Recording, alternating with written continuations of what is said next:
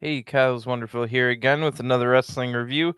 This time it's WWE Raw from August 29th, 2022, live from Pittsburgh, Pennsylvania, the hometown of WWE Hall of Famer Kurt Angle, who will be here live on Raw.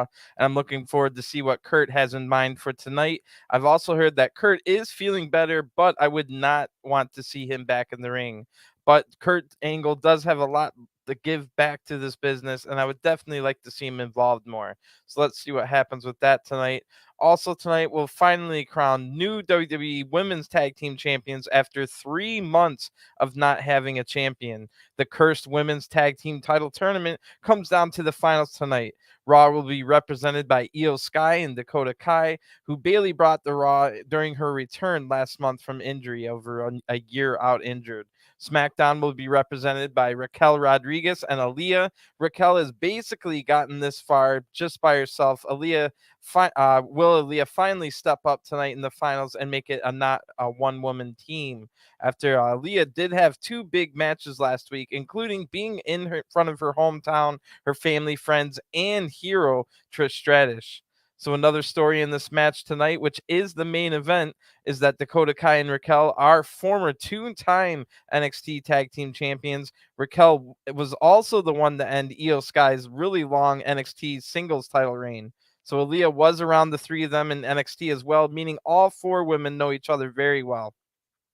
There's also been rumors that have been raging for over a month now about the return of former WWE Women's Tag Team Champions Sasha Banks and Naomi. That could possibly happen tonight, as Sasha and Naomi never lost the tag titles. They walked out over differences of the direction of the women's division, the tag division, and women's division as a whole. So with Triple H now taking over for Vince McMahon, things seem to be a little bit better for the women's division, and I could definitely see the return of Sasha Banks and Naomi at some point, which could happen tonight with the women's tag team titles being in the main event. Speaking of tag titles, the Raw and Smack Team tag team champions, the Usos, will be here on Raw tonight, and they're bringing the honorary Sami Zayn with them. So we heard that Roman Reigns brought Kevin Owens' name up a couple weeks ago. So maybe this has something to do with KO, who has had a career resurgence over the past few weeks. And the Usos currently have no tag team title match scheduled for Clash at the Castle,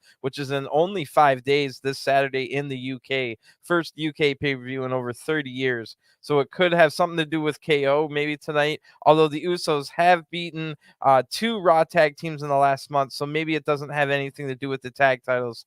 But if it did, maybe Tommaso Ciampa and Miz are currently the number one contenders on the Raw side, as they are undefeated, winning two matches the last 2 weeks. But maybe not, because last week on Raw, The Miz was kidnapped. Yes, The Miz was kidnapped, and nobody has said a word about it. A true indictment of how nobody cares about The Miz, since The Miz has basically made everyone in WWE mad at some point. But we did see what happened with the kidnapper. That would be Dexter Lumis, who had been lurking around Raw for weeks, trying to sneak into the building and throw and through the crowd as well. Then we saw right the next day after he kidnapped Miz on NXT 2.0, Dexter said goodbye to his wife, Indy Hartwell, who's still in NXT, before Dexter surrendered himself to the police. It was an emotional moment, also awkward as well. But it's really cool to see Raw storylines going right over the NXT the next night. So I'm sure we'll see something about that tonight.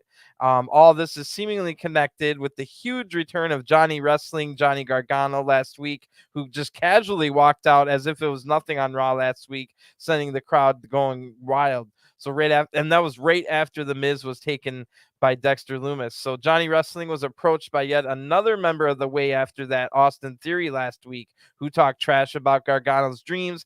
Johnny Gargano super kicked Theory and left. So what a shocking moment last week on Raw when Johnny Wrestling walked out. And if you don't follow NXT, The Way, it was a group that Johnny Gargano formed with his wife, Candice LeRae, who's also a wrestler, but she's out. She had a child in February. Johnny and Candice were the leaders. Theory and Indy Hartwell were their students. Then Indy married the creepy axe stalker Dexter Lumis, and Dexter seemed to chill out and become part of the family, part of the Way, an associate member by marriage. Meanwhile, Ciampa, he's the former tag team partner of Gargano in the team called the DIY. So Ciampa, way back in the day, turned on Gargano, setting up one of the best feuds in NXT history, where Ciampa was a madman willing to do anything. Then, kind of by 2021, Ciampa had also chilled out, but he wasn't part of the way, he wasn't with the rest of them. So I'm telling you all this to tell you that I think Dexter kidnapped The Miz. Long story short, Dexter wanted Ciampa to get back with Gargano and not hang out with The Miz. That's why I got rid of The Miz, who had been teaming with Ciampa lately. And this leads me to believe that maybe Gargano told Dexter he was returning, or Indy that he was returning, or we're just supposed to believe that Dexter Lumis is just like us fans, reading the backstage news and the dirt sheets and stuff, and he would have saw the return of Gargano's the rumors of Gargano's return, which does make sense because Dexter Lumis's first appearance was the Raw in Cleveland, which is Gargano's hometown, meaning that that was the most likely place for Gargano to return. When Dexter got backstage that night, which we saw all kinds of commotion backstage with the car and stuff, he never found Gargano. By the time we get to the night where Dexter actually takes The Miz, Dexter would have found Gargano backstage when he sneaked in again. So that's what I'm kind of thinking is going on here. But it's definitely exciting to have over a year's worth of story from NXT. And if you wanted to add the Ciampa stuff, like 5 years worth of story, finally make it to Raw and SmackDown with 7 different wrestlers and characters all intertwined in this story already. 2 of them are currently unsigned officially, as Dexter Lumis is officially not signed by anybody. One person still on NXT, and then the rest are on Raw. So what a wild story going on. That'll set us up nicely for tonight. Also scheduled for tonight is a face-to-face between Riddle and Seth Rollins, who have been fighting in arenas all across North America for months now. They were scheduled to have the match at SummerSlam, but Seth Rollins injured Riddle, and that postponed that match, which now is only 5 days away this Saturday at Clash at the Castle. And I'm sure Riddle and Rollins will be fighting more than talking yet again. So you'd have to wonder if they can even make it to the UK. And after I wrote this preview, news came out a couple hours before Raw came on the air. If you went online on social media, you would have saw they made it look really cool, like as if it was fan camera, and they ended up showing this on Raw as well. But Riddle and Rollins has I wouldn't call it a brawl. They had an altercation in the parking lot, but that was pretty cool to see before Raw went on the air. So they're supposed to have a face-to-face tonight, and they were already arguing in the parking lot. So the only other Raw match announced for Clash at the Castle in 5 days, other than that Riddle and Rollins match, is the 6-women tag team match, Bailey Buddies, as I call them, Bailey, Dakota, and Io Sky, against Alexa Bliss, Asuka, and the Raw Women's Champion, Bianca Belair. So with Dakota and Io in the tag team title match in the main event, they'll probably be distracted tonight from their match on Saturday. But I'm sure Bailey will have something to say, and hopefully we can finally see Bianca have a match on Raw. Spoiler alert, we do. Bianca does get to have a match finally. So you'll have to have to imagine that we'll have more matches announced for Clash at the Castle. Maybe a United States title defense for Lashley, although maybe that title won't be defended in the UK since it's a United States title. Or maybe a match with some kind of Kevin Owens and Usos. Anyway, there's only 5 matches announced for Clash of the Castle, so we're definitely only 5 days away going to get something announced. So let's get into this week's Monday Night Raw, again from August 29th, 2022, live from Pittsburgh, Pennsylvania. The show starts out with AJ Styles music playing, so he looks ready for a match. We're not told what it's going to be yet. Now Dolph Ziggler's music hits, and now we're told that it will be a tag team match playa. So we've seen AJ and Dolph team up a month ago. They got the win. And now we see a recap from last week's great main event match in Toronto, where Edge, in his hometown for the first time in over a decade, beat Damian Priest.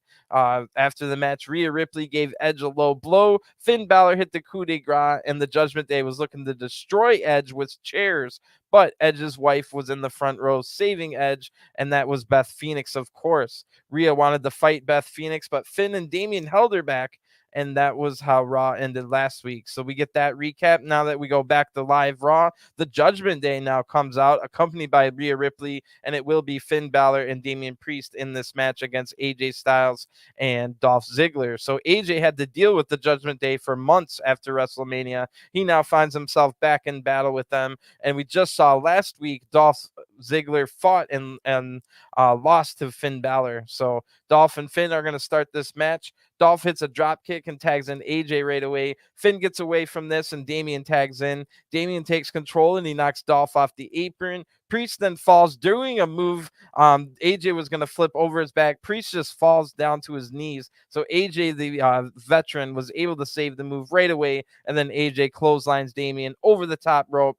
AJ hits a plancha on the Damian, and then we go to a commercial break. So good stuff from the veteran AJ. I mean, it was a botch, but it was just Priest falling.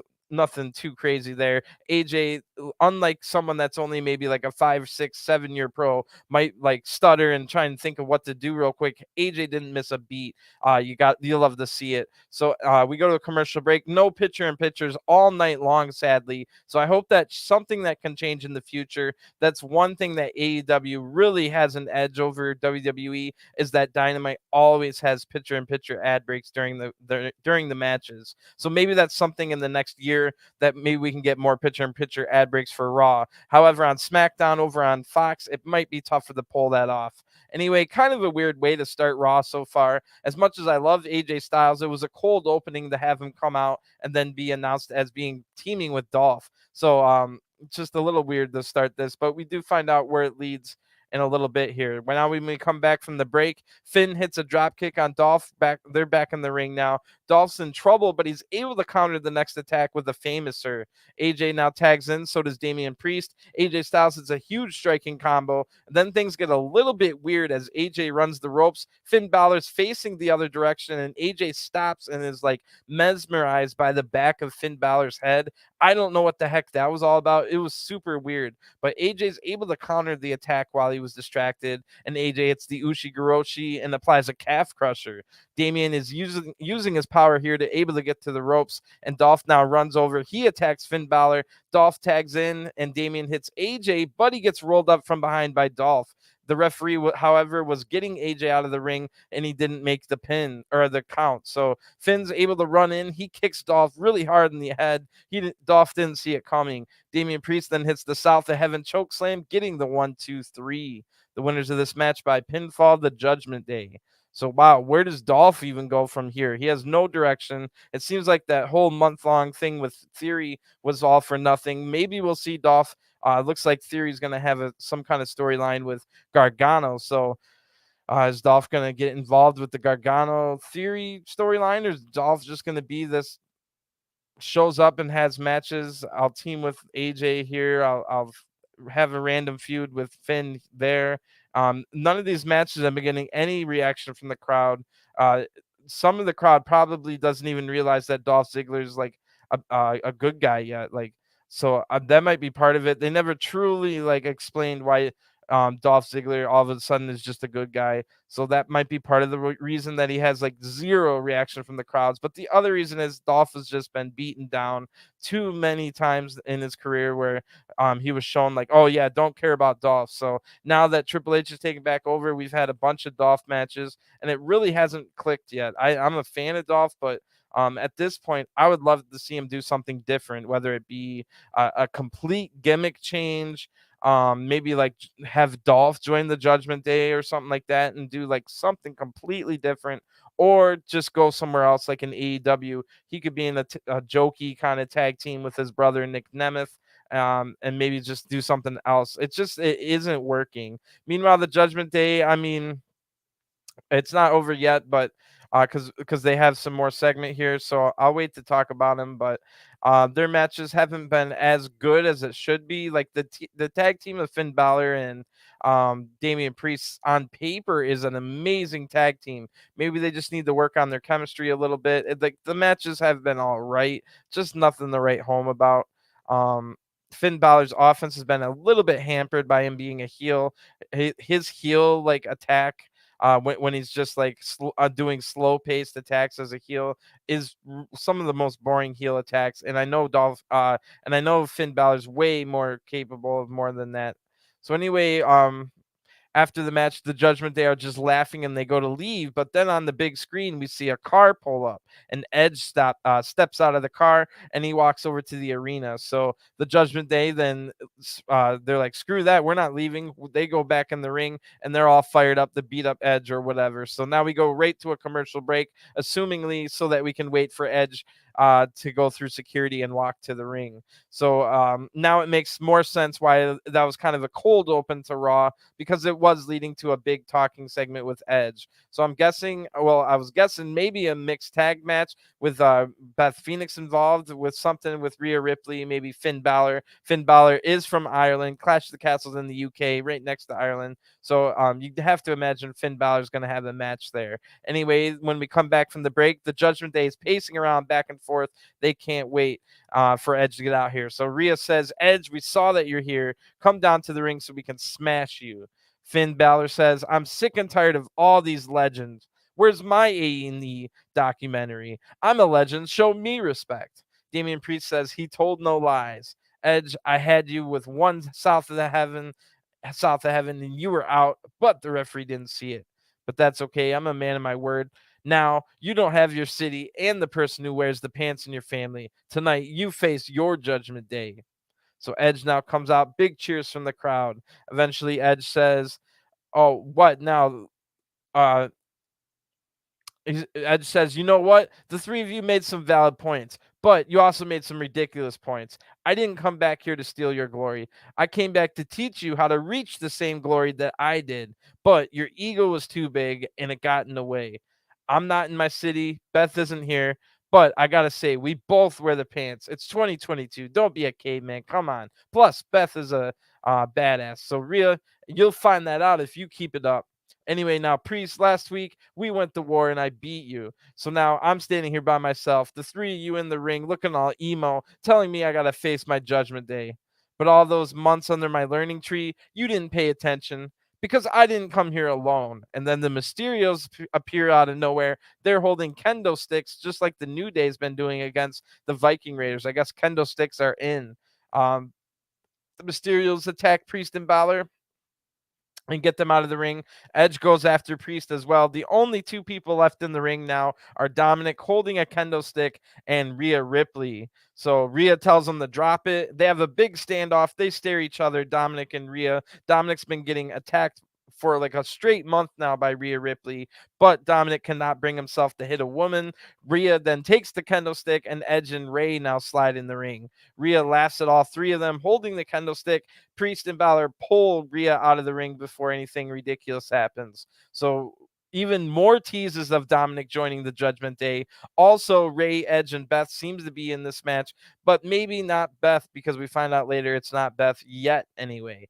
So unless Rhea's going to wrestle the men, maybe Dominic's not in the match, and that's exactly what happens. So very interesting. There's no time, so they'll have to announce that later, and they do. So I mean, it's a little upsetting that it's not going to be they just kind of teased us with the Rhea Ripley, Beth Phoenix stuff last week, and now it's going to be a match, but Beth Phoenix and Rhea aren't involved. Like, that's a little bit of a letdown, if you ask me. It's going to be Rey Mysterio and Edge teaming up, which is cool. Former SmackDown Tag Champions from like 2004 and stuff. That's pretty cool in and of itself. And Finn Balor in his not his home country, but near his home country in Europe at least. And then Damian Priest is there as well. He's good at wrestling and he's a big guy. Just it doesn't really do anything for me. Not when you just advertise the potential Beth Phoenix Rhea Ripley something. When we went, spoiler alert, all the way throughout this Raw, we never hear anything about Beth Phoenix and Rhea Ripley having a match. So I'm assuming that match will happen at some point, but it makes this match at Clash of the Castle this Saturday a little less interesting because it doesn't involve the women, which they just teased. But it should be good, and I'm glad Finn Balor gets a match in Europe. So now we see a recap of the Miz getting kidnapped by Dexter Lumis during last week's Raw. So now we see that earlier today, Ciampa and the Miz, they arrive at the arena. The interviewer Kevin Patrick brings up Dexter Lumis. So Miz says, I don't even know why we're talking about him. He doesn't work here. I don't want to talk about it. So, wow, good Lord, that makes it seem like Dexter did some disgusting, dirty, ridiculous, unspeakable things to The Miz. And I'm just going to quickly move on because I don't even want to think about what Dexter did to The Miz that's making him act this way. But we will have to talk about it more. This is a recurring story throughout the show. Anyway, just before the ad break, we now see that Bianca Belair, Alexa Bliss, and Asuka are backstage, and they're walking with a purpose, looking all business, and they're ready for, we're told, a 6-women tag match is next here on Raw. So, wow, Alexa, Asuka, and Bianca are going to get a warm-up match before their match on Saturday to work out their chemistry. Very smart, and I like that idea. So when we come back from the ad break, before we get to that match, we see in the back getting prepared with a blue lit room because they're coming from SmackDown. It is Raquel Rodriguez and Aliyah who will be in the main event, taking on Dakota Kai and Io Sky in the finals of the women's tag team tournament for the titles. So they introduced themselves. In case you've never seen these women before, some people only watch Raw or some people only watch SmackDown. So sometimes it's good to remind people. Good thing that Aliyah was just here last week where she made her first introduction.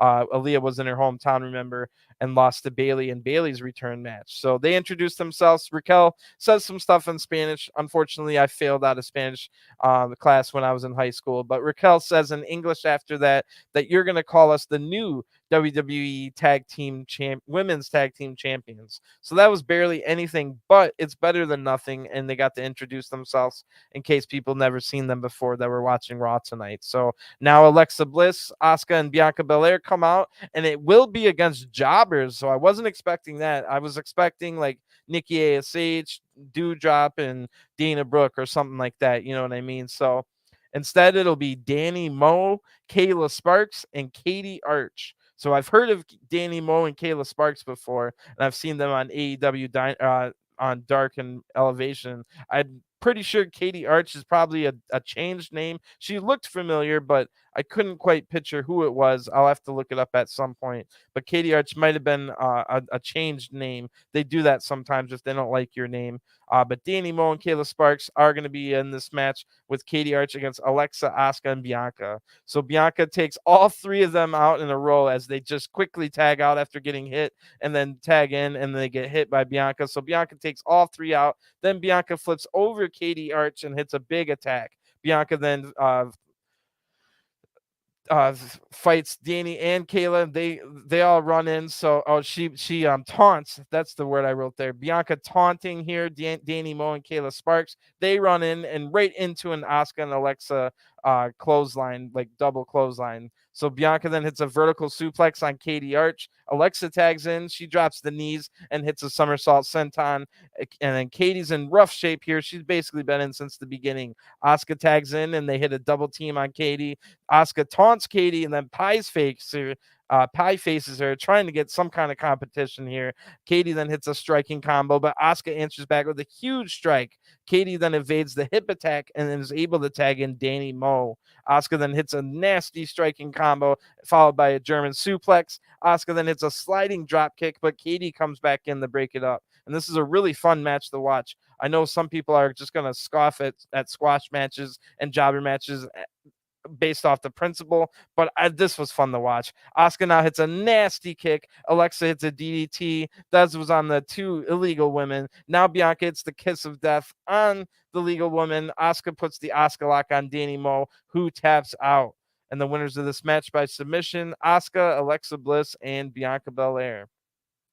So I like that. When used sparingly, jobber matches / squash matches can be great. And this was a lot of fun to just see the hits, a bunch of big strikes and moves by Bianca and Asuka. And then Alexa was there as well. So I can't believe Alexa's finisher's a DDT and her setup moves is a forearm. Like 2 of the most basic moves. Anyway, I mean, the Twisted Bliss is fine, but I'm just going to move on. Bianca now says on the microphone that you can try and run your mouth, but just a month ago, you weren't even here. We've been holding it down. And the 3 of y'all were talking about how you're doing damage control, but at Clash of the Castle, we take control. So Bianca's music plays, they celebrate, and then they leave. So that'll be the big, one of the big matches at Clash of the Castle, 6 women tag. So, we can talk about that a little bit more later on. We will get to hear Bailey's response to that. So in the back now, Ciampa's talking strategy over with the Miz, and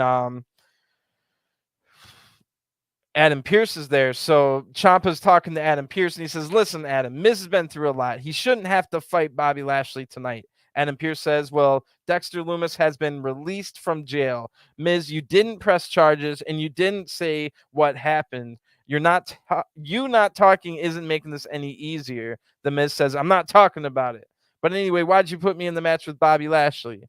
So then the segment ends. Very interesting. What the heck happened to Miz? What kind of unspeakable, dirty, disgusting acts did Dexter do to Miz last week? Very interesting indeed.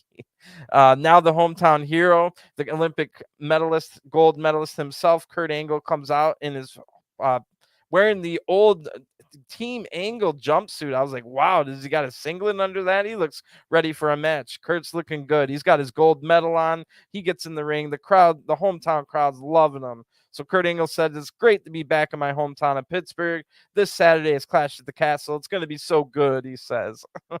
Ridiculous. Then all of a sudden, shush, please. And Alpha Academy interrupts Kurt Angle. So Chad Gable, who should have been Kurt Angle's son, not Jason Jordan, who I think still works backstage. So if they wanted to bring Jason Jordan out, they could do a segment like that. So anyway, we have to wait to see what happens here because Raw went to a commercial break as soon as Alpha Academy came out. So when we come back, Chad Gable has the microphone in the ring. It says, "Kurt, it's Kurt Angle, baby. Not only the hometown hero, but a personal hero of mine. When I was chasing my Olympic dream, your story was the one that resonated with me the most. You fought through adversity and you won the gold medal." And Kurt says, "I won it with a broken freaking neck." Chad Gable says, "I love this guy."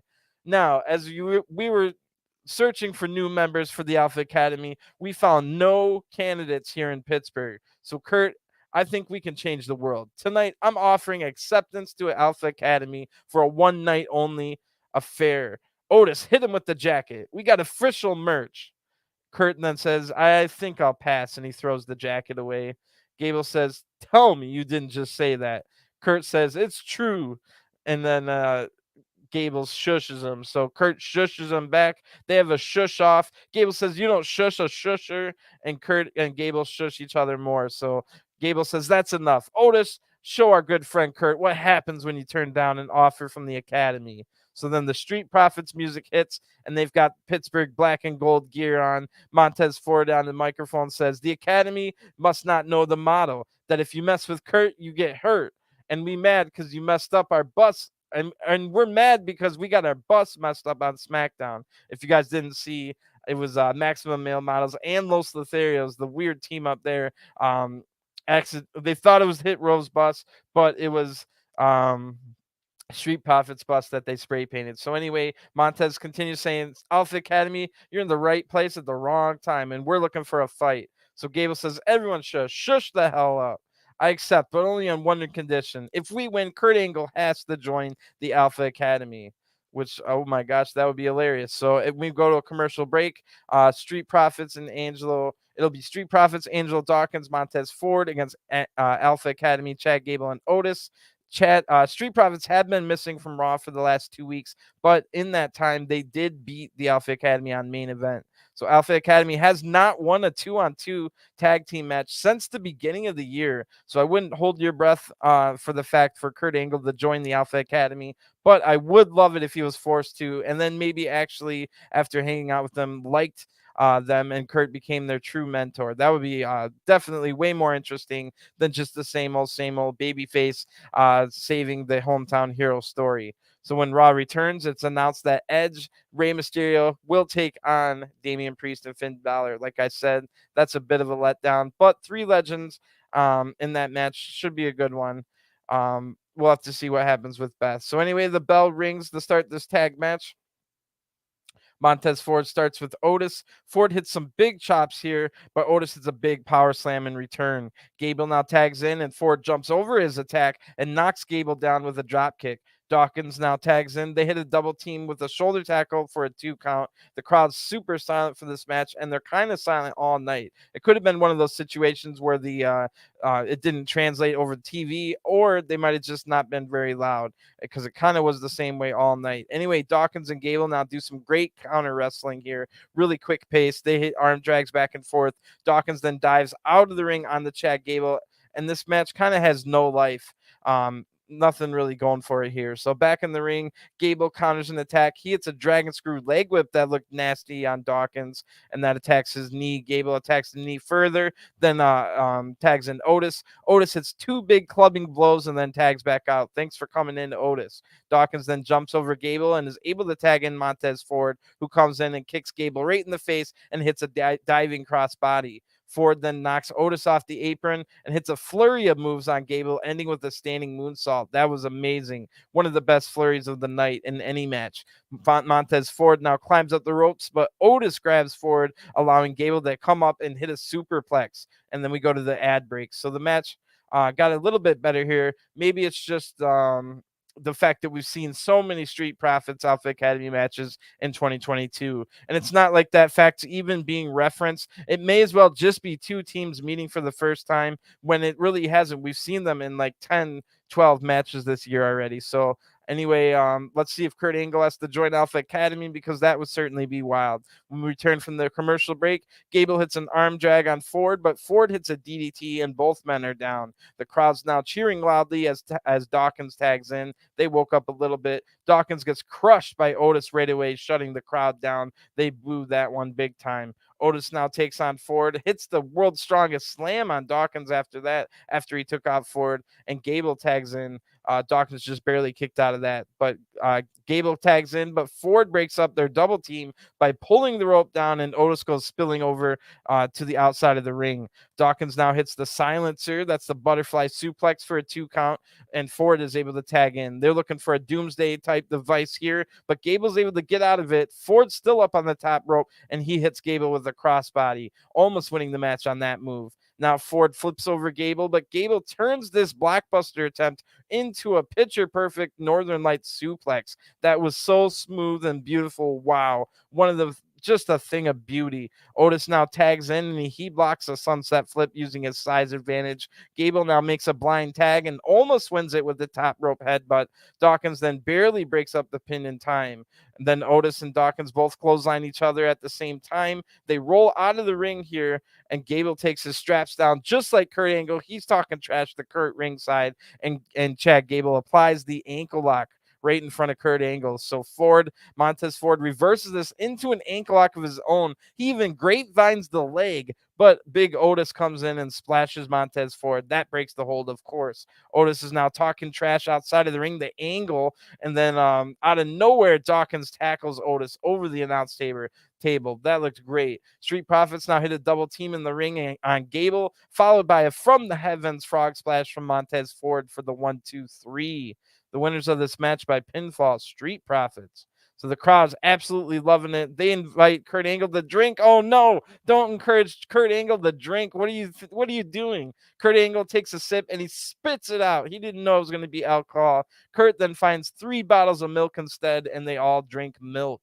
So Kurt pours milk all over himself and leaves. And good to see Kurt Angle, but the match was fine. It was by the numbers and kind of boring, to be honest. But the milk at the end was a nice touch. My problem with this is the fact that we've seen Street Profits and Alpha Academy 10 times in 2022, yet they never referenced like any of the other times that so what you're telling us is we're sitting here watching these same guys fight for like the 10th time this year, but you're never once gonna. It may as well just been some random team that they've never fought before. So you kind of need to do better when it comes to stuff like that. It's just be like, oh, earlier this year, like you can kind of put a little bit of their backstory. Um, I mean, if we're gonna have to sit there through like the 10th match of like an 8 month period, you may as well. So anyway, like I said, kind of paint by the numbers. Good to see Kurt Angle though. It's always great to honor past wrestlers, and I would like to see it with more than just like the legends and the Hall of Famers. Like if there's an Alabama show, have Hardcore Holly show up and stuff like that. As long as they're good people and all that. And not just it took more than just the legends for the business to work. So people like a hardcore Holly should also get the same kind of respect that Trish Stratus and Kurt Angle had the last 2 weeks when they're in their hometown. So anyway, we're now told that the face-to-face interview that will happen next will not be face-to-face. They'll be in separate rooms, and that's because Seth Rollins and Riddle attacked each other in the parking lot earlier today, among like many other times during the last couple months. So after an ad break, we now see the footage of the parking lot, well, quote unquote brawl. It was more of just a argument. But anyway, Corey Graves is going to be interviewing them. Rollins then says, Riddle was creeping by my bus. I have not been targeting Riddle. He's just been a thorn in my side. I'm at the top of the food chain, and Riddle isn't even on my level. Riddle then says, just say it. You're scared that I'll embarrass you, just like Roman and Cody did.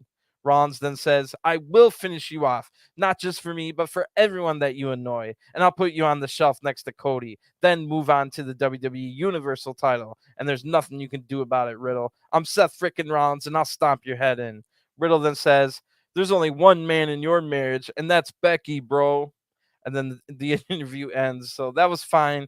I like the parking lot brawl stuff, even though it wasn't even like a brawl. I like that they showed it and things like that. It was way better than the face-to-face, but that should be a good match. But it gets a little bit better. So weirdly, that segment's not done. But first, we see The Miz. He's now strategizing with Ciampa as they're on their way out to the ring. So The Miz is scared of the security guard as they pass by. And then The Miz drops his sunglasses. So he's just completely rattled and off his game. What the heck kind of unspeakable acts that Dexter do to Miz last week? Anyway, it looks like after the commercial break, it'll be Miz and Lashley. But when we come back, really cool stuff. One of the better parts of Raw, except it was only like a tiny, tiny little 15-second segment. So anyway, we see Seth Rollins and Riddle after we had already left them. Seth Rollins says, hey, Riddle, you still there? You want to talk about family? Let's talk about your wife divorcing you. And then they start cursing. Riddle's using the F word. It's getting bleeped. So that was pretty cool. Let's kind of regard the fact that AEW already did the same thing a month ago when Jungle Boy told Christian that his wife left him. But the premise of, like, that aside, the premise of everything not everything doesn't end just because you magically go to a commercial break, and it helps with build a living, breathing world, an environment that's not so sterile and in a box like structure, so to say. So that's really cool. They do a couple things in a little bit that's also makes it feel like we've got a living, breathing world and an environment. Like NXT 2.0, they've done a good job of that. There's like a bar they could go to. There's like all these different places within the world that they've built. But just little things like the actual content of him talking about the divorce wasn't that cool, or like it didn't like pop me. What I liked was the fact that this, like, they made it seem like, oh, things do happen and this is a real, like, living, breathing thing. Just because we go to commercial doesn't mean everything goes off. And with like the F bombs being cursed, beeped and stuff, it made it look more realistic. So that's way cooler. That's the kind of stuff we want to see, as opposed to like, your scripted promos and your things that people would never say in real life kind of deal. So that was cool. That made sense. I know a lot of people are gonna be like, "Oh, just the AEW rip off with the divorce line." Well, I mean, it's not like divorces happen in real life a lot, so it's not like AEW came up with calling people out for their divorce. So anyway, Lashley, now it is going to be the Miz Lashley match. Lashley comes out first. The big cheers. He's got the U.S. title, and this will be a non-title match. So the Miz comes out, no pep in his step tonight. Miz is just out of it. Some kind of horrible, despicable, unspeakable acts happened to him last week from Dexter Lumis. So Miz charges right into a shoulder tackle. He doesn't look ready for this match at all. The crowd's now chanting tiny balls, which Dexter might have done something to them. This just traumatizes Miz further. Lashley then hits a shoulder thrust, and Lashley definitely is going to want to beat up the Miz. No mercy here, because the Miz took the WWE title from him with Money in the Bank briefcase last year. So Lashley hits a vertical delayed suplex, and this match is completely one-sided because the Miz is a mental wreck. Ciampa then tells Miz to focus on the outside. Lashley hits a shoulder tackle, and he stands tall as we go to a commercial break. So this too is kind of helped build this living, breathing world where actions really do have consequences. And all of this is slowly going to help WWE have better television shows. But this particular episode of Raw really isn't hitting for me at all. It hasn't been that entertaining, but I have enjoyed the world building that they're doing with, like, there's actual consequences for the Miz being kidnapped, and like, so now we see out on this week he can't even wrestle because there's real life consequences to the actions that happen. How often have we wanted that to happen in WWE, where like things will happen and then just everything goes, it's like South Park, they kill Kenny every episode, and then the new episode starts and Kenny's back. Like, it's better to have actual, like when we build up towards something, to have it actually happen and stuff like that. So this is just a small example of like the Miz just showing that he can't even concentrate on this because the actions have consequences. The Miz was kidnapped last week, and now he's in a match against the monstrous Lashley where he doesn't even like want to be here. He doesn't want to talk about what happened. It was so traumatizing or whatever. So anyway, getting back to this match, um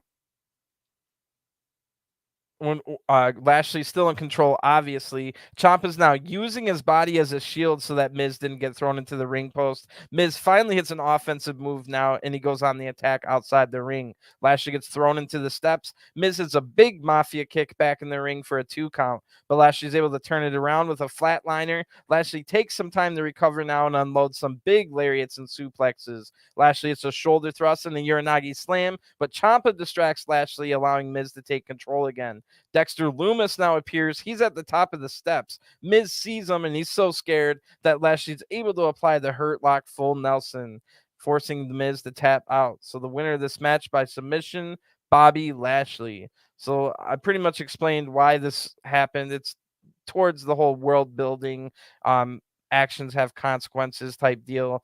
Miz then tells Ciampa, "Did you see him? Didn't you see him? Why is nobody reacting? I'm not the only one that saw him, right?" So Miz is like freaking out that he's the only one that saw Dexter. Nobody else seems to be seeing him or worried about it. So just further going in the madness is the Miz.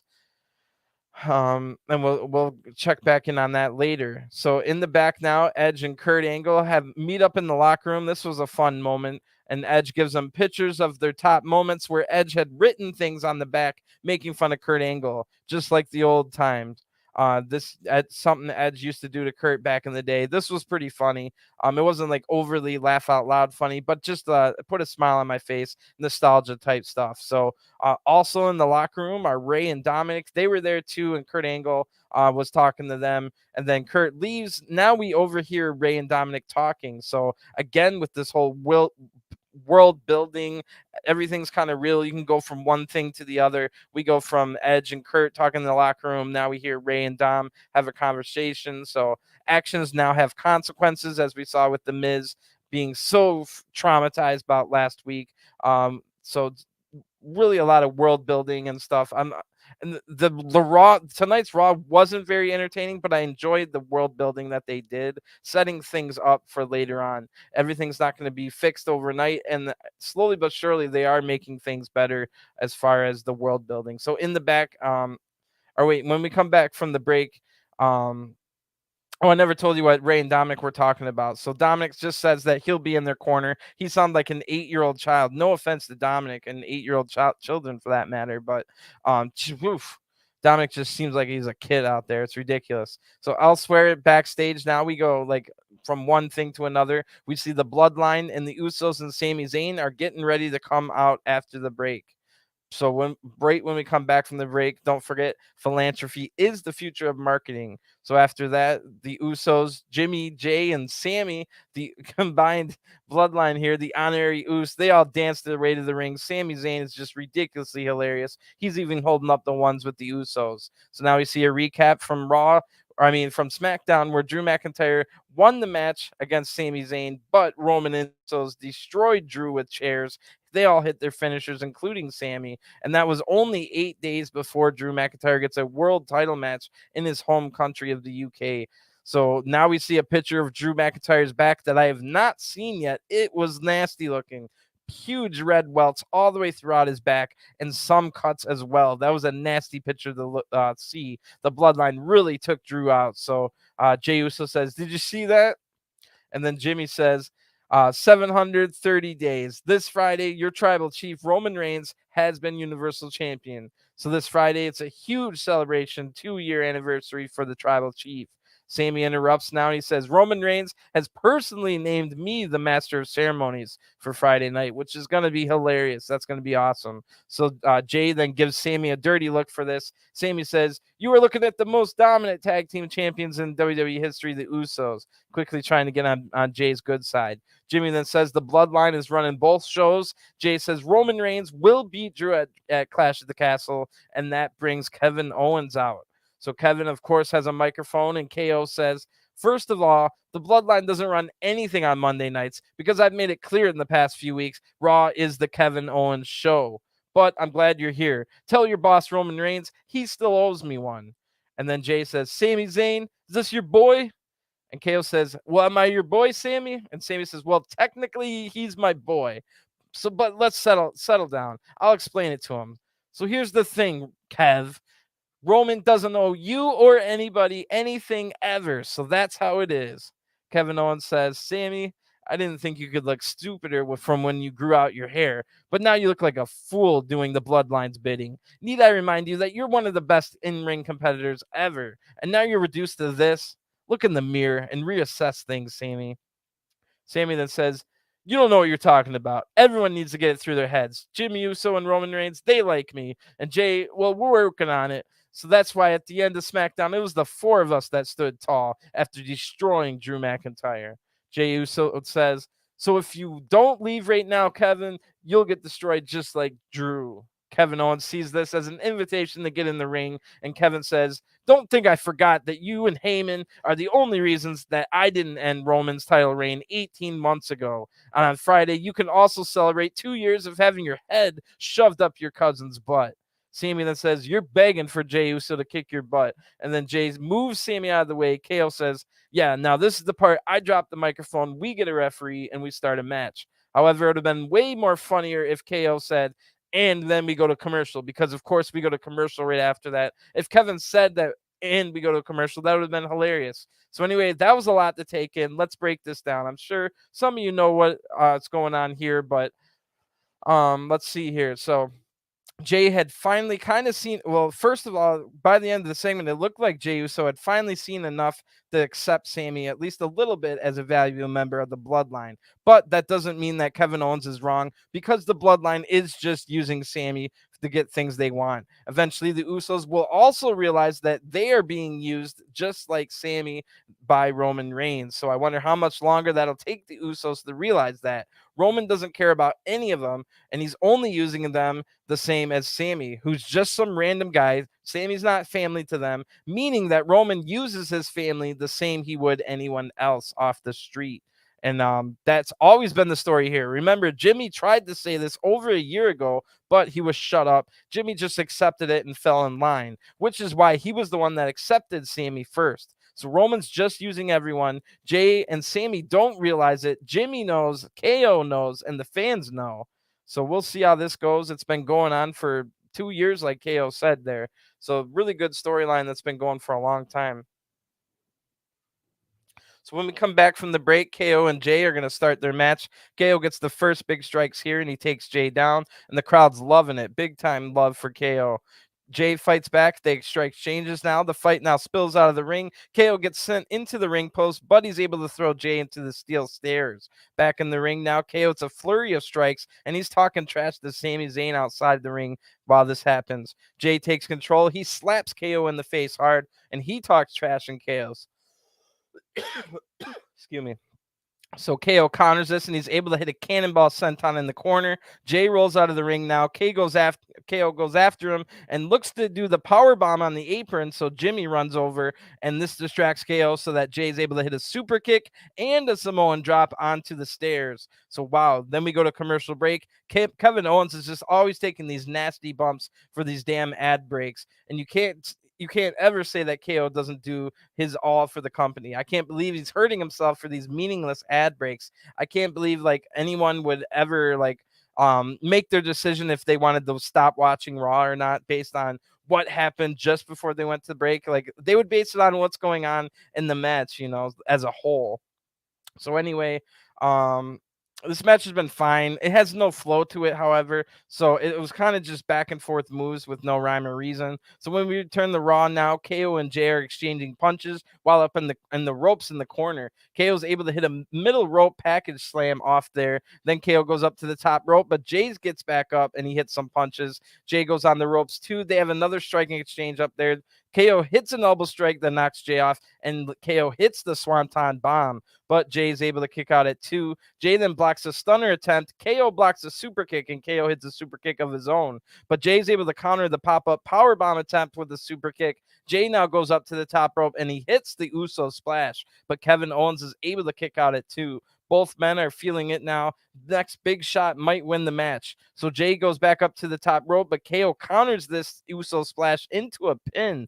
Jay's just barely able to kick out of that. KO now hits a super kick on both Jimmy and Jay because Jimmy was up on the apron. KO now hits a top rope frog splash, and I thought it was over, but Jay Uso showing the heart here to kick out. So both men are definitely trying to prove a point, and their points are about what they think about Roman and their point of view about how he's using people. So Sami then distracts KO, allowing Jay to dive out of the ring onto KO. Jay then gets in Sami's face and tells him to get a chair and use it. So Jay holds Kevin Owens, but Sami Zayn will not hit his best friend with the chair.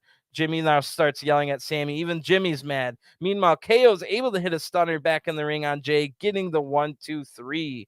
The winner of this match by pinfall, Kevin Owens. So, wow, Sami Zayn is going to be in trouble now. This is very interesting, and it definitely seems like we're leading to a Kevin Owens-Roman Reigns fight, which should be a good one. So, KO says, I saw that, Sami, and then he leaves. So, Kevin knows what happened there. Like I said, that interesting storyline.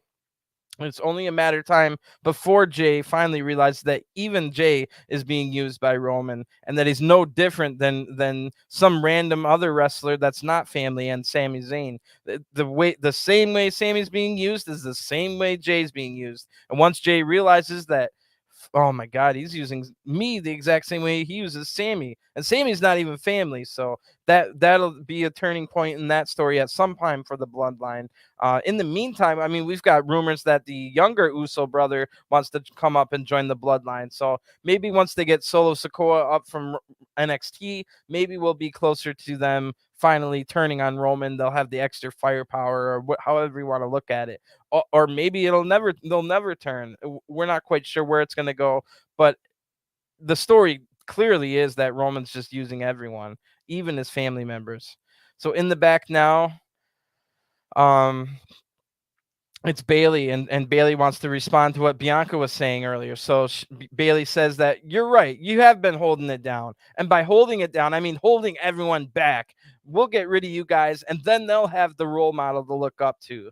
Dakota Kai then says tonight we'll win the tag titles, and Io says something in Japanese. So Dakota says Raquel and Aliyah have beaten the best to get here, but we'll send them back to SmackDown empty-handed. So that'll be the main event tonight. We'll talk about that more when we get there. But now we see The Miz is trying to leave the arena. He's just having a bad time. He can't get over the trauma from last week. Ciampa's trying to go after him, but The Miz says he's fine. Miz gets in his SUV and leaves. So there was a funny segment there where Ciampa had glitter on him for some reason, and The Miz goes, glitter? Really? Which was funny. Why the heck did Ciampa have glitter all over his chest? But anyway, of course, when The Miz drives off, who happens to be in the back of the SUV? It's Dexter Lumis. So The Miz is already traumatized, and now he's just drove off with his kidnapper who knows what kind of unspeakable acts to The Miz last week. So the storyline is a little confusing. Like, now what? Now where we go from here? So after 1 week, we were told, we saw Dexter on the next night get arrested. So on the next night on NXT, Dexter got arrested. So now we're told on this episode, Miz dropped he didn't press any charges. He didn't tell the police anything that happened. He doesn't want to talk about it, meaning Dexter is free to go and do whatever he pleases. And already the very next week, Dexter is doing more unspeakable acts to the Miz as we speak, because he was in the SUV. He'll pop out at whatever like hotel room, or who knows where the Miz is driving to, but that is not good news. And we'll see where this goes. I like the storyline's a little confusing. The goal might be remain the same. It seems like Dexter wanted to separate Miz and Ciampa, and it has something to do with Johnny Gargano for sure. It's not coincidence that the first time Dexter showed up was in Johnny Gargano's hometown. I'm assuming Dexter would have been thinking Johnny Gargano was going to return that week. That's why he was going through the backstage areas. When he didn't find Johnny, that's why he didn't take Miz. But once he finally saw that Johnny was backstage in Toronto, that's when Dexter struck. So I think that's what's going on here. We'll just have to wait to see how the story goes, but it's definitely got me wanting to see more. And there's only 30 minutes left of Raw, so it's probably not going to be happening tonight, but we might see more of this story tomorrow night on NXT 2.0, and that's really cool. So I'm also thinking, are we going to see Johnny Gargano tonight? But yes, when we come back from the commercial break, unfortunately not in front of the live crowd, after a recap of the great return from Johnny Gargano last week, which was epic, and his speech was really good. The recap also ended with Theory getting super kicked. So, unfortunately, Johnny Gargano doesn't come out in front of the crowd. It's from earlier today in the empty arena. So Johnny Gargano's being interviewed, and Gargano says, "Last Monday meant everything to me. Johnny Wrestling just isn't a fun nickname. Wrestling is my life. And this is the longest I've been without a match my entire career. Theory, he's like family to me. His success hasn't surprised me at all. He has genetic gifts that I don't have, but I haven't seen or heard from him in 9 months." And then Theory all of a sudden walks up behind him. Remember, they're in an empty arena. Theory says, "Well, why didn't you call me when I became U.S. champion or Mr. Money in the Bank? Yeah, you had the baby, but that sounds like excuses. It sounds to me like you were jealous. You were watching me from home, doing all the things that you wanted to do. So welcome to Raw and good luck, because you're swimming with the sharks now." Theory leaves. Gargano thinks about what Theory says, and the segment ends. So that was interesting. When is Gargano going to have his first match, and when will he fight Theory? And will those be one and the same? Hopefully, Gargano's in front of the fans next week, and I would love to see him in a match. Probably, I wouldn't want a Theory match right away, but just any kind of match. Maybe who cares who it's against? Mustafa Ali, something cool like that put on like a really good match, a friendly little exhibition type deal. So anyway, looking forward to that. Kind of disappointing that we didn't get too much from Gargano, but it makes sense. Gargano isn't part of the Clash at the Castle card, and tonight was more about that, even though they could have done a little bit better, but we'll get into that. The announcers now run down Clash at the Castle. There's no more new matches or news to report. So now we see a highlight video that really good highlight video to be fair, for the women's tag team tournament. And Corey Graves was the narrator. It showed how both teams got here, and it probably should have. I would have preferred them to play this earlier in the night. It would have hyped up the main event more throughout the show. They kind of just like barely talked about that this was going to be the main event. So it looks like we've got they'll have about 15-17 minutes for this match. So we'll see if it's a good one, and we'll see how it goes. So Dakota Kai and Io Sky come out first. They're accompanied by Bailey, of course, and they come out to Dakota Kai's music, which was a little weird. So anyway, we go to commercial break before Raquel and Aliyah can come out. And my gut definitely tells me at this point, especially with not too much time left in the night, that I had started to doubt if I didn't think Sasha Banks and Naomi were going to be returning tonight. If they did, it would be awesome. But also, I'm not quite sure who was going to win the match. If Sasha and Naomi came back tonight, then it made more sense for Raquel and Aliyah to win. Maybe you could have had Sasha and Naomi at Clash of the Castle fight Raquel and Aliyah for the titles. But if Dakota and Io win tonight, then Sasha and Naomi for sure are not returning, because it would make no sense to bury the news of their return underneath the 6 women tag match in 5 days at Clash of the Castle. So you see what I'm saying? So that kind of had me leading like maybe Sasha Banks and Naomi weren't gonna show up just purely so that they didn't bury the 6 women tag match, and nobody would talk about that. They'd just be talking about Sasha and Naomi. So maybe it'll be next week or at Clash of the Castle. So Raquel and Aliyah come out now to Raquel's music, of course, because she's clearly the star of this team. Aliyah's basically done nothing in their matches, with Raquel doing everything. Just before the tournament started, don't forget, Raquel basically beat every single person in the SmackDown women's division in a gauntlet style match, except for Shayna Baszler at the end. So Raquel and Aliyah do have matching gear, but Dakota and Io do not. So maybe a little spoiler there. So here we go. It is the finals of the WWE Women's Tag Team Championship Tournament. Aliyah and Io Sky are going to start out the match. Io hits a shoulder tackle. Then they quickly trade pins back and forth, and the crowd is silent. That is unfortunate AF. Raquel now tags in, hits a big boot into the splits. That was pretty cool. I like that. Excuse me. Io then counters Raquel and rolls through with a nice stomp. I love that move, especially in the video game. It can get me out of any situation. But Dakota now tags in, hits a scoops. A scorpion kick. I like that as well. Io now leaps off the ropes for an attack for a double team. And now we see weirdly Dewdrop, Nikki ASH, Dana Brooke, and Tamina are watching this match on TV backstage. Both those teams had 2 chances to get to this match and lost twice to get knocked out of this tournament. So Aliyah tags in and she knocks Dakota out of the ring. Aliyah now tags Raquel and misses a baseball slide to the outside. So Aliyah gets thrown into the steps hard. But she kind of knew that was going to happen because that always happens to her. So she had already tagged out. Raquel comes over to help, but Dakota hits a massive kick to Raquel, almost knocking her out, almost ending the match here. Io hits a Meteora on Aliyah into the steel steps, and Raquel's just barely able to get into the ring before a count out.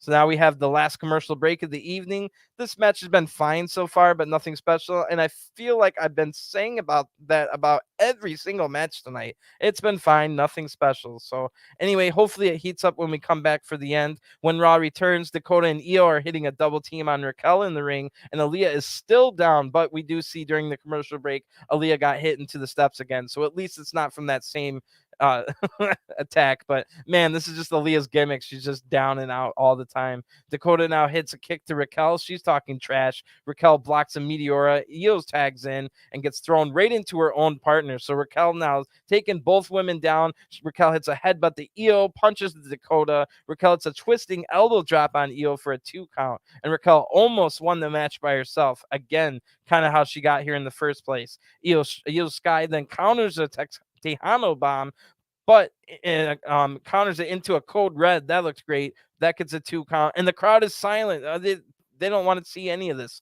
Screw the crowd. Like, I mean, that's not the best match I've ever seen, so I get that, but they could react to a little bit more than this. Anyway, Io then hits a striking flurry, and Raquel hits a massive lariat. That was big, and then Dakota distracts the referee. This allows Bailey to save Io from another Tejano bomb attempt. Io now hits the over the moonsault, but Raquel is able to kick out of this. Bailey's now freaking out and screaming on the apron, and Bianca and Asuka all run out. They chase Bailey through the crowd. So now it could be an even match or whatever. So Aliyah now makes a blind tag. Nobody saw it as Dakota and Io hit a big double team on Raquel. Aliyah comes up from behind and gets the roll up for the 1, 2, 3. The winners of this match by pinfall and new women's tag team champions, Raquel Rodriguez and Aliyah. So, wow, what a stinky ending to a stinky tournament. I was excited before this tournament started. I was so ecstatic to have the women's tag titles back. I'm a firm believer in if you have divisions, you have to have a singles belt and a tag belt. Like, I'm still on fighting an uphill battle. Like, I think the X division and Impact should have tag titles. Like, every division should have a singles and a tag. So that part I was super excited about. Now we had people like Dakota Kai and Io Sky being in the tournament. And then, like, we're bringing up these NXT teams, and then they got replaced by Toxic Attraction, but then Gigi got injured out. That part's a little bit unfortunate, but it's just the injuries were like you couldn't do that. But what they did have control over 3 different times in this tournament, blind tags for roll-ups, and that's how the belt was won. The belt was won off of a blind tag for a roll-up, which we also saw in the first match of Raw tonight, and we've also seen it 3 times in this tournament. I get that the blind tag for the roll up is a good way to like get out of these tag matches, but don't use it as a crutch. That's lazy booking. Lazy booking right there to just have the blind tags for the roll up. Aliyah did nothing in this match. How can you explain to people that she deserves to be a champion? Like, in a kayfabe sense, like, sure, you could say, well, she just rode the coattails of Raquel, but I mean, you make up the matches. You make the matches how you want it to do. And they chose to make 3 big matches in the tournament end on a blind tag roll-up. That's what they chose. And to me, that's just lazy booking. That tells me you don't want person A to be beaten by person B. Well, sometimes people have to be beaten. Otherwise, just have squash matches every night. That's what like AEW Dark and Elevation, that's what they do. Every single match is a squash match, and they always win. So then you pick up a bunch of wins and get momentum. If that's what you want, then do that. But if you're going to have a tournament and you're going to want people to be excited about a tournament, don't have like the same thing happen over and over within these matches with these blind tags. And we started the night with it. That's the ridiculous part too. The first match of the night ended the same way as the last match of the night. So that's why nothing was really clicking tonight. Like the matches were not clicking at all. So like I said, I was giving a lot of praise throughout the episode of the world building and the small little things, like how Dominic and Ray were talking in the same segment as something else was going on, and then how Miz, there's actual consequences for actions that happened, unlike South Park, where Kenny gets killed every week and he comes back the next week and there's no actions don't have consequences. But now we're kind of showing actions do have consequences with the Miz. He couldn't even concentrate and stuff like that. So I know that's just a kind of a weird storyline, but it goes a part of this world building. But the actual matches tonight weren't that great. Even like I should have loved the KOJ match, but it kind of just seemed like do a move, then I'll do a move. There wasn't really a flow to it. There wasn't really a wrestling match aspect of it. I'm not saying it has to be a technical grappling catch as catch can every single match, but hey, it's a 3-hour show. Could you at least give me one of your matches of the night being a grappling technical match? Like, there is something like there was a lot of tag matches tonight and a lot of like predictable things happening. Nothing too great. So this wasn't quite the end of Raw, but of course, no Sasha and Naomi. Like I explained, it would have been weird to bring them in, and it would have buried the 6-women tag match. So maybe they'll show up at Clash of the Castle or next week's Raw. But anyway, like I said, well, congrats anyway to Raquel and Aliyah. I know that they'll be pumped up for their careers for this winning these tag titles. Gives them some credibility. Who knows? This could be Aliyah's only ever championship in any company. So shouldn't be like it had a stinky ending, stinky tournament. I'm not saying they're complete, and the Aliyah character wasn't built up well where she did nothing, but herself I have no problem with. It's not about that. But anyway, Alexa, Asuka, and Bianca now come back. They celebrate with Raquel and Aliyah. Fireworks go off in the arena, and the announcers are talking about Clash of the Castle. Then they end with talking about the 6-women tag, which we're really building up as almost the main event of the Raw side. The other one, of course, being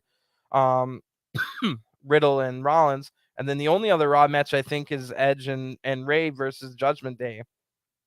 So Bayley, Dakota Kai, and Io Sky are also still there. They're staring down their opponents for the 6-man tag as Raw ends. So overall, this Raw was kind of average. Like I explained, I like the world building and the small things they're doing. That is going to set things up for the future. All those little things are setting things up for the future. You can't just instantaneously change everything about Raw, because you will alienate some of the people that watch every week. So if you lose half the people that watch every week and you only gain like 10% of that back with the changes you've made, then all of a sudden you're in trouble and you might get taken out. And all of a sudden, like, I don't know, like who knows what might happen, but you do kind of have to do things slow. I understand that, but the like putting Dolph in there again, putting another like lengthy Dolph match where you're expecting the crowd to cheer for Dolph, the crowd is not going to cheer for Dolph. How many more matches you got to throw them out there and expect the crowd to cheer for Dolph? So that kind of killed the crowd off immediately tonight. Like you got AJ coming out. Everyone's excited to hear AJ, one of the best. And it's no offense to Dolph. It's just half the crowd, I doubt they even know that he's a good guy right now. And then the other half has been watching Dolph for over a decade, basically be like the guy that can never get the big one done. I know he's a 2-time world champ, but like, I don't know what I'm trying to say, but like someone like a Dolph, he needs a complete gimmick change. I'm not saying make him like a scary monster Bray Wyatt ripoff. I'm saying, I don't know, darken his hair, give him a haircut, change his gear. His gear tonight looked ridiculous. Like, so there is little things you could do. He doesn't have to all of a sudden be a dentist or something like that, but you can change him around a little bit. So little things like that. I think like Dolph killed the crowd yet again. How many times in a row, like in the last month, has Dolph killed off the crowd, never to return, where they never got loud again? And this time it happened in the first match. So I do review main event, and I'll let you know what happens on main event. I'm sure the crowd was louder on main event than they were for this. I think Dolph killed them off on the first crowd or on the first match. So anyway, at the end of the day, this Raw was probably supposed to, the number one job of this Raw was to get us excited for Clash of the Castle. And if you watch the show, are you honestly any more excited for Clash of the Castle than you were before? I was kind of already decently excited for Clash of the Castle to begin with, but I can tell you 100% this Raw did not make me any more excited than I already was. So in my opinion, that's a failure of a Raw. That's what you're trying. Each Raw is supposed to make you care about A, watching the next week's Raw, and B, watching the pay-per-view and ordering the pay-per-view and putting your money, like, that's how wrestling works. So if that was the main goal, it failed. If the other main goal was to have good wrestling matches, I think that failed as well. But the entertaining part and the drama and the world building, that gets a plus from me. But that's only 1/3 of the thing. So 1/3 of like the stuff was good. I didn't like the matches. It didn't make me excited for the pay-per-view any more than I already was. So that to me tells me almost in a below average Raw tonight. So we'll see how that goes. Maybe it was just because Clash of the Castle, and we're gonna start ramping up some cooler things. It's not like me saying, oh, we didn't get a new return. I don't have to have a return every week. It's just like none of the matches really clicked tonight. There wasn't, like, I guess KO and Jay would have been the best match, but would I recommend to my friends to go, hey, you got to go watch this KO Jay match? Like, no, I wouldn't recommend any of the matches tonight to someone to go watch. Which in a 3-hour show, I think you should have at least with the stacked. Raw has an absolutely stacked full of Hall of Famers, future legends of the business, future world champions, former world champions. Raw's roster is stacked. And if you can't have one match on a 3-hour show where I can go tell my friends, bro, I know you don't watch WWE, but you got to go watch this freaking KO Riddle match or whatever it happens to be. You should always have one good match. And I don't think we got it tonight. So we'll see what happens. We might get more on NXT. I do like the whole storyline. That's the whole weird, the way Johnny Gargano theory, Indy Hartwell over on NXT with Dexter Lumis, and he kidnaps Miz and then shows up to NXT. So I'm sure we're going to get something on NXT. So definitely check out my review for that tomorrow night. NXT also has a pay-per-view this weekend. So basically the last stand of NXT UK. So that we got a big week ahead of us. NXT probably going to have something to do with the Dexter Lumis. So if you are interested in the Dexter Lumis storyline, definitely watch NXT. That NXT story segment from last week, it didn't bring a tear to my eye, but it did make me feel sad, even though now we already found out Dexter Lumis is out of jail. But when he gives Indy Hartwell, his wife, the goodbye letter, it's just like I said, I wasn't crying, but it was like, oh, that's sad. But it's wrestling, and they're gonna be back together, and I think they're gonna be back together this week. So I'll be here for that, and I'll talk to you guys again soon. So thanks for tuning in, and sorry if I wasn't too happy about Raw tonight. I got to keep it fair, I'm not gonna sugarcoat anything. I wasn't feeling the matches. So anyway, I hope I explained what I did like and the whole world building aspect of it, and how it is a building for future things. So like next week's Raw, I assume is going to be way better than this week's Raw, and I'm assuming Clash of the Castle is going to be really good as well. So I'll talk to you guys again soon. Enjoy your time, and peace.